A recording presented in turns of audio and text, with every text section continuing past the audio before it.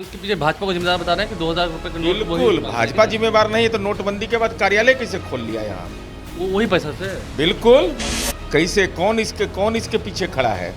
और हम यह कहना चाहते हैं, इससे भी महत्वपूर्ण है कि हमको लगता है कि भाजपा इस बार पंचायत में कार्यालय बनवा लेगी। काला धन के नाम पर अपना कार्यालय बनवा लो, नहीं तो अमित शाह बताइए, आपने कहा था कि 15 लाख रुपया जुमला है, तो अब तो काला धन आ जाना चाहिए सबके हाथ में। कितना बड़ा राजनीतिक फ्रॉड है ये सब, समझ लीजिए। आप फ्रॉड कर रहे हैं। फ्रॉड, राजनीतिक फ्रॉड मैं कह रहा हूँ। नमस्कार, मेरा नाम आलोक है। आप लाइव स्ट्रीज देख रहे हैं। 2000 रुपए के नोट फिलहाल लीगल टेंडर हैं, लेकिन अब ये चलन में नहीं होंगे। सितंबर 2023 तक अगर आप अपने नोट बदल सकते हैं, बैंक ले जा सकते हैं, ले जाइए, क्योंकि काले धन पर एक बड़ा प्रहार किया गया है। आरबीआई की ओर से तो कहा गया है कि 2000 रुपए के नोट अब नहीं दिखेंगे। नीरज कुमार मुख्य प्रवक्ता हमारे साथ हैं। काले धन पर बड़ा प्रहार, सर्जिकल स्ट्राइक।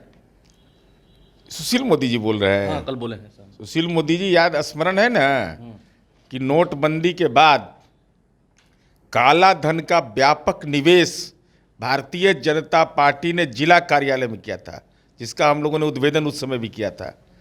और किसी का नहीं होता है, किसी का ई पैला का धानु, पैला मुँह पैला का धानु, किसका पैन नंबर कहाँ से आरटीजीएस से पैसा देना था, नगद पैसा बहुत जगह दे दिया है। तो भारतीय जनता पार्टी ने उस नोटबंदी में, और बताना पड़ेगा, अगर सर्जिकल स्ट्राइक वो था तो छत्तीसगढ़ के दंतेवाड़ा में अर्धसैनिक बल के लोग कैसे शहीद हो गए, हमारे जवान देश के शहीद कैसे हो गए। यह बताना पड़ेगा कि जम्मू कश्मीर के अंदर में नोटबंदी और धारा 370 समाप्त होने के बाद भी कैसे वहाँ पर आतंकी गतिविधियाँ हो रही है, कैसे बिहार के श्रमिक वहाँ मारे जा रहे हैं।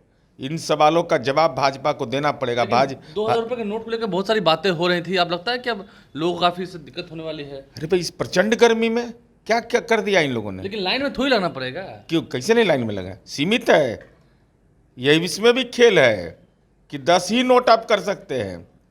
अब बताइए तो उसका गुनाह क्या है? और आपने तो यह कहा था ना कि काला धन आ जाएगा, कहाँ काला धन आया?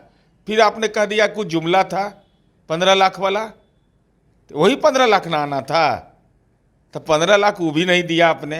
नोट का आतंकवाद समाप्त हुआ नहीं, नक्सलवाद साक्षात दिखाई पड़ रहा है। अब तो उत्तर पूर्व के राज्य मणिपुर के अंदर में जो घटना हुई है, इसलिए ये हमारी समझ है कि देश की अर्थव्यवस्था के सामने एक बड़ी चुनौती है। और ये काला धन का जो व्यवस्था, और ठीक मैं नहीं जानता क्या है, ठीक मध्य प्रदेश और दूसरे राज्यों में जो चुनाव है, आप देखिएगा कि जब ये अवधि पूरा हो रही है, जब नोटिफिकेशन होना है, ठीक उस समय पहले नोट बदलने की प्रक्रिया को बंद करने की बात कही गई है। तो हमको तो लगता है कि इस काला धन का इस्तेमाल राजनीति में होता है, और राजनीति में सबसे बेहतर तरीका से भाजपा उसको कर रही है। आप इसके पीछे भाजपा को जिम्मेदार बता रहे हैं कि 2000 रुपए के नोट बिल्कुल भाजपा जिम्मेवार नहीं है। तो नोटबंदी के बाद कार्यालय कैसे खोल लिया यहाँ? वही पैसा से। बिल्कुल, नोटबंदी के बाद पूरा काला धन लगाया गया है, नहीं तो नगद पैसा तो कैसे? काले धन के खिलाफ है। कौन काला धन के खिलाफ? बीजेपी। हिडेनबर्ग कौन है? अदानी जी क्या है उनके? राजनीति में चाचा लगते हैं क्या इन लोग के? कैसे इतना बड़ा आदमी हो गया? कैसे कौन इसके पीछे खड़ा है?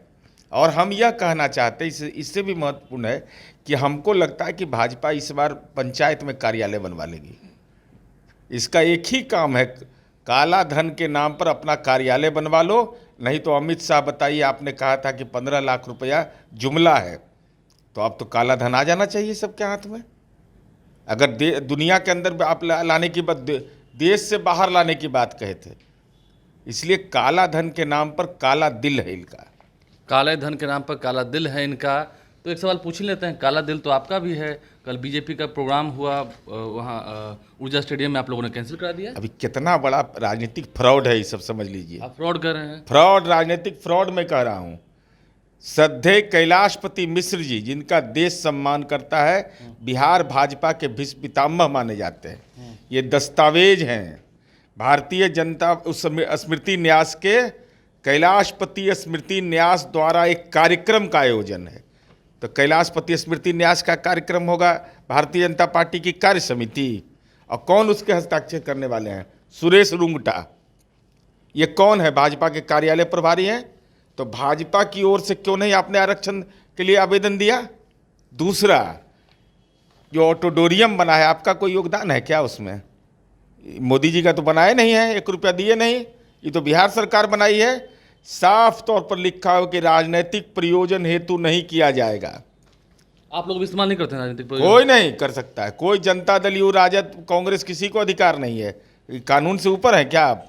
और मैं तो यह पूछ रहा हूं कि आपको भाजपा का नाम लेने में लाज क्यों लगा? लाज लग रहा है क्या? अरे पगड़ी तगड़ी है, अपना टाइट रहिए, पगड़ी उगड़ी बांध ले आइए हैं, यही सब काम कर रहे हैं पगड़ी के नाम पर। ये तो सीधा कैलाशपति मिश्र जी का अपमान। और मैं तो यह कह रहा हूं कि जीते जी तो उनके लिए कुछ किया नहीं, जब जीवन का अंतिम क्षण उनका था तो उनकी सेवा किया नहीं। ये तो माननीय नीतीश कुमार जी को हम धन्यवाद देना चाहते हैं कि श्रद्धेय कैलाशपति मिश्र जी के परिजनों को इतनी ताकत दिया उन्होंने कि महिला आयोग का चेयरमैन दिलमणि देवी को बनाया। आपने तो उनके परिजनों के प्रति भी न्याय नहीं किया। और एक मात्र समझ लीजिए, भारतीय जनता पार्टी का जहाँ कार्यालय है, वो कैलाशपति मिश्र सभागार बनाया, उनके स्मृति में भी कार्यक्रम इन लोगों ने कई एक वर्षों तक नहीं किया है। ये लोग ऐसे लोग हैं जो अपने पुरखों का भी अपमान करते हैं। अपने पुरखों का अपमान है ना, उनके नाम पर जालसाजी करता है। हे भगवान, हे सनातन धर्मी, आपके जैसा राजनीति में महापापी कोई नहीं मिलेगा कि अपने पुरखों को भी नहीं बकसते। देखिए, बीजेपी पर ये करारा प्रहार जो है नीरज कुमार जेडीयू के मुख्य प्रवक्ता हैं उनकी ओर से किया गया है। नोटबंदी से कितना फ़ायदा हुआ, और अब जब 2000 रुपये के नोट पूरी तरह बंद होंगे आने वाले कुछ महीनों में, फिलहाल तो वो वैध हैं, उनका इस्तेमाल आप कर सकते हैं, लेकिन आने वाले समय में 2000 रुपये के नोट जो भी कुछ दिख रहे थे वो भी नहीं दिखेंगे। अब उससे कितना फ़ायदा होगा? क्या बीजेपी उससे अपना कार्यालय खोलेगी?